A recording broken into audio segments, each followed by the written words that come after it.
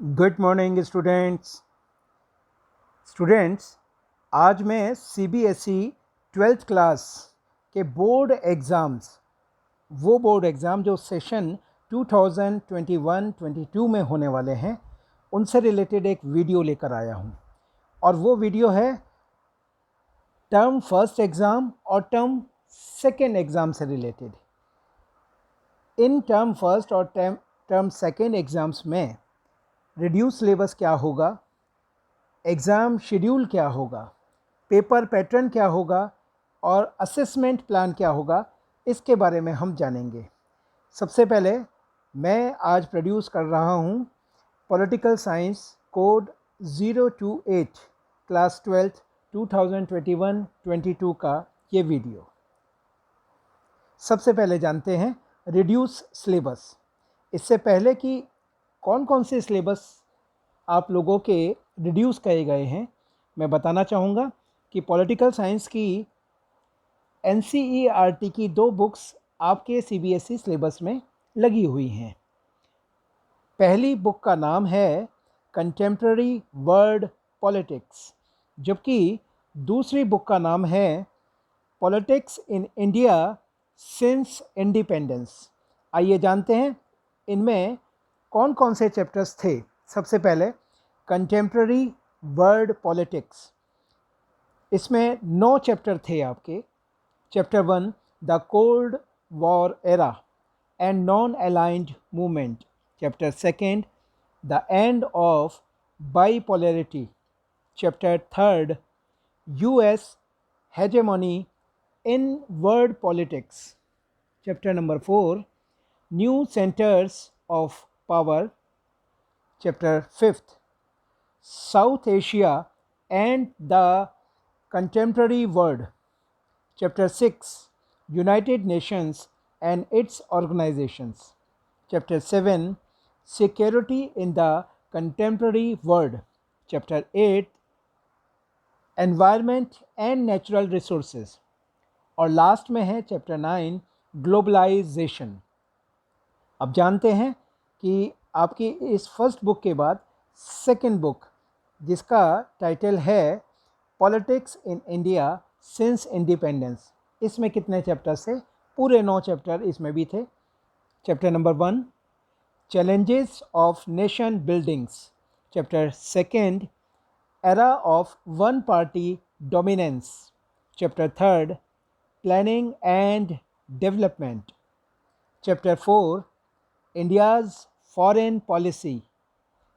Chapter 5 Parties and the Party System in India.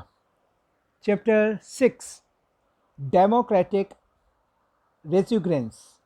Chapter 7 Social and New Social Movements in India.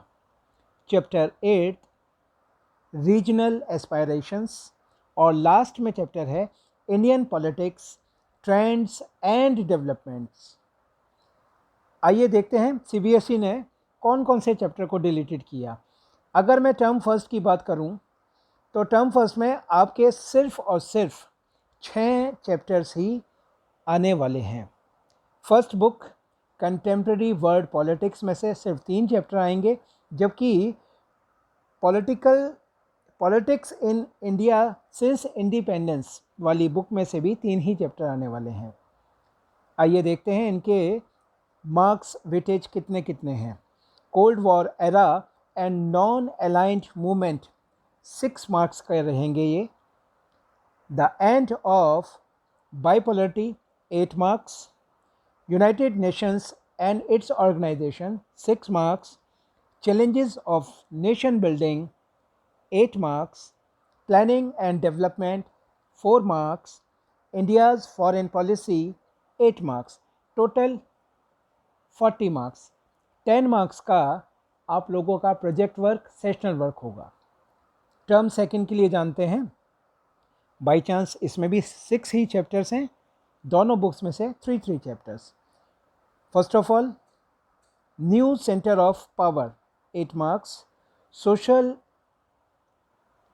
Asia, not Social Asia, South Asia and the contemporary world 6 mark, globalization 6 marks, parties and the party system in India 6 marks, democratic resurgence 6 marks, Indian politics trends and development 8 marks। इसके भी जो weightage हुए वो 40 marks का हुआ और 10 marks का इसमें भी सेशनल वर्क और प्रोजेक्ट वर्क के लिए होगा। आइए जानते हैं एग्ज़ाम शेड्यूल। एग्ज़ाम शेड्यूल के बारे में सीबीएसई ने ये कहा है कि 2 बार इस बार से एग्ज़ाम होंगे, टर्म फर्स्ट और टर्म सेकंड। टर्म फर्स्ट का जो एग्ज़ाम होगा वो नवंबर दिसंबर में होगा, जबकि टर्म सेकंड वो मार्च और अप्रैल में होगा। आगे सीबीएसई ने ये भी कहा है कि कोविड-19 की सिचुएशन के हिसाब से इनके जो शेड्यूल है इसमें थोड़ा बहुत चेंज हो सकता है।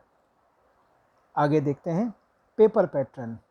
पेपर पैटर्न के बारे में सीबीएसई ने कहा है कि जो फर्स्ट टर्म होगा उसके पेपर एमसीक्यू बेस्ड होंगे, जबकि सेकेंड टर्म में सब्जेक्टिव पेपर होगा, डिस्क्रिप्टिव पेपर होगा। जानते हैं CBSE has appointed out that it will provided sample papers, question bank and other resources from time to time। CBSE ने कहा है कि समय समय पर वो सैम्पल पेपर, क्वेश्चन पेपर जो कि दोनों टर्म्स के हैं वो प्रोवाइड कराती रहेंगी। CBSE will publish sample paper before the exam। Exam से पहले CBSE सैम्पल पेपर भी पब्लिश कराएगी।